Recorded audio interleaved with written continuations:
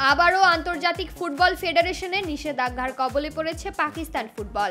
বৃহস্পতিবার এক বিবৃতিতে পাকিস্তান ফুটবল ফেডারেশনকে নিষিদ্ধ করার কথা জানিয়েছে ফিফা। তাতে ৮ বছরে এবার সহ ৩বার নিষেধাজ্ঞার মুখে পড়ল পাকিস্তান ফুটবল ফেডারেশন।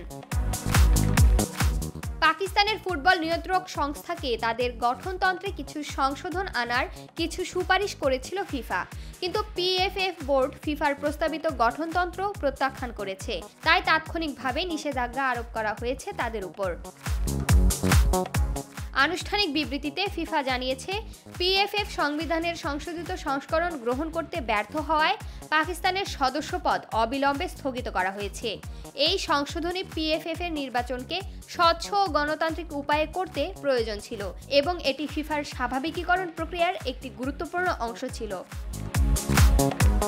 বিবৃতিতে অবশ্য নিষেধাজ্ঞা থেকে মুক্ত হওয়ার পথও বাতলে দিয়েছে বিশ্ব ফুটবলের সর্বোচ্চ নিয়ন্ত্রক এ সংস্থাটি। তারা জানিয়েছে, পিএফএফ বোর্ড যদি ফিফা ও এএফসির প্রস্তাবিত সংশোধিত সংবিধানকে অনুমোদন দেয়, তাহলে এই নিষেধাজ্ঞা প্রত্যাহার করা হবে। নিষেধাজ্ঞা নিয়ে পিএফএফ নর্মালাইজেশন কমিটির চেয়ারম্যান হারুন মালিক বলেছেন, বিশ্ব ফুটবল সংস্থা ও পাকিস্তান ফুটবলের নবনির্বাচিত কংগ্রেসের মধ্যে অচলাবস্থা বিরাজমান থাকায় এই শর্ত সাপেক্ষে নিষেধাজ্ঞার কবলে পড়তে হয়েছে।